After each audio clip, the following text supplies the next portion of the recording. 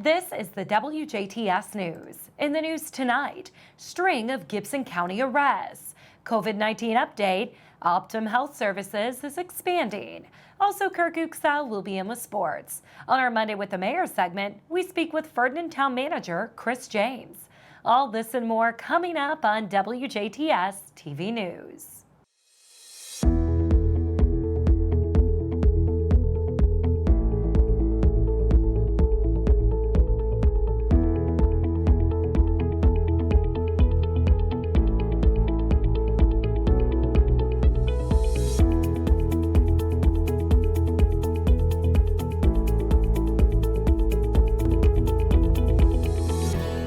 Good evening. I'm Jenna Schaffer with the news.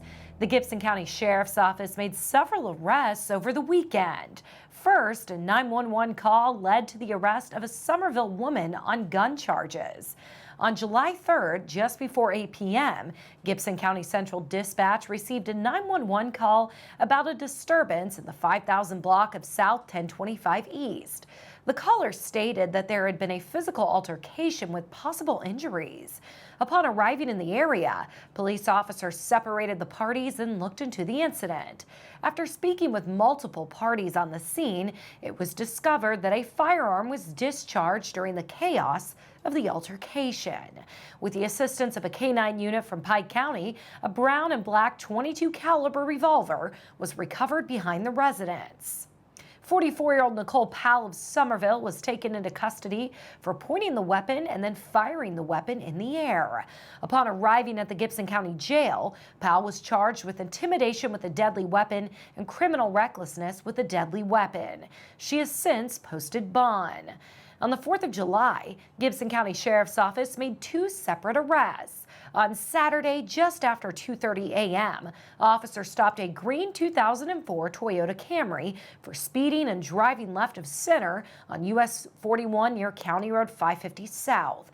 Upon approaching the vehicle, one of the officers identified the driver as 34-year-old James Fenelon of Evansville. Upon speaking with Fenelon, the officer believed that he could be under the influence of an unknown intoxicant.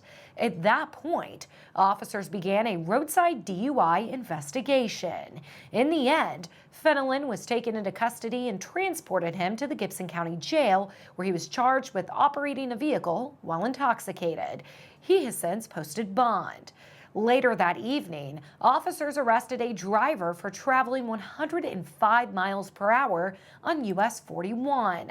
Saturday night, just before 8:15 p.m., a Gibson County Sheriff officer clocked a black 2007 Toyota passenger car traveling at 105 miles per hour and a 60 mile per hour zone on US 41 near Toyota.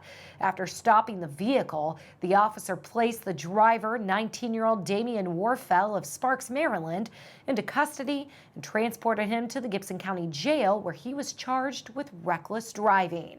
He has since posted a $900 bond. Now, on Sunday, the Gibson County Sheriff's Office made two separate arrests again.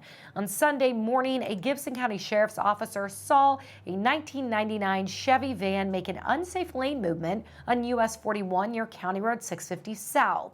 While following the vehicle, the officer saw that the plate on the vehicle was a false and fictitious plate. At that point, the officer stopped the vehicle and identified the driver as 30-year-old Christina Ferrer of Newburgh. While speaking with Ferrer, the officer had reason to believe that she may be intoxicated and began a roadside DUI investigation. A blood test later conducted at the Gibson General Emergency Room indicated that Pfeffer had THC and methamphetamines in her system.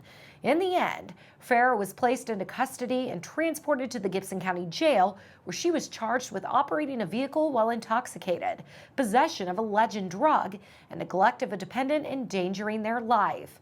6 juveniles under the age of 18 who were also in the vehicle with Ferrer were released at the scene to a proper adult.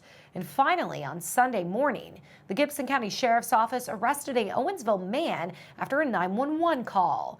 On Sunday morning, police were called to a disturbance at Thompson Lane in Owensville. When officers rolled onto the scene, they separated the parties and began to look into the incident. In the end, 41-year-old Brandon Willis was taken into custody and transported to the Gibson County Jail, where he was charged with battery resulting in bodily injury. The DuBois County Health Department has confirmed 12 additional cases of COVID-19. This brings the county's total to 273 positive cases and 6 deaths. Local health officials are working closely with the Indiana State Department of Health to ensure that close contacts of these patients are identified and monitored. Everyone who may have had an exposure risk is being notified so that proper infection control procedures can be followed. These newest cases are in isolation. Now, out of these 273 positive cases, 244 have recovered. This means that they are out of isolation and are reporting as feeling well. As always, remember to practice social distancing. Wear a cloth face mask whenever you are out in public, and wash your hands frequently with soap and water. OptumServe Health Services is expanding COVID-19 testing in DuBois County. OptumServe Health Services is opening the new site at Ruxer's Golf Course building at 400 South Clay Street. The site is open Tuesday through Saturday from 8 a.m. to 8 p.m. by appointment only. To make an appointment, visit lhi.care/COVID testing or by calling 888-634-1116. Testing is for anyone who lives or works in Indiana. Anyone is eligible for testing, even though they are not showing symptoms or having symptoms, or those who just want to be tested. There is no charge for testing. However, if you have private health insurance, please bring it with you to the testing site. People can expect to receive results back within 48 hours. Optum will text or email the patient if the test result is negative. Patients will receive a phone call if the test result comes back positive. Indiana's COVID-19 numbers have been updated. As of Monday afternoon, the Indiana State Department of Health is reporting 2,505 deaths, 48,331 positive cases, and 526,592 individuals have been tested for the virus. Here are the numbers for our viewing area. Starting off with DuBois, 273 cases and 6 deaths. Pike has 11 cases. Spencer has 38 cases and 1 death. Perry has 132 cases and 9 deaths. Martin with 22 cases. Davies has 143 cases and 17 deaths. Orange has 136 cases and 23 deaths. Knox with 64 cases, Crawford with 32, Posey has 42, Lawrence has 246 cases and 25 deaths, Gibson has 81 cases and 2 deaths, Warwick with 218 cases and 29 deaths, Vanderburgh has 548 cases and 6 deaths. To see a map of cases by county, head to in.gov/ISDH.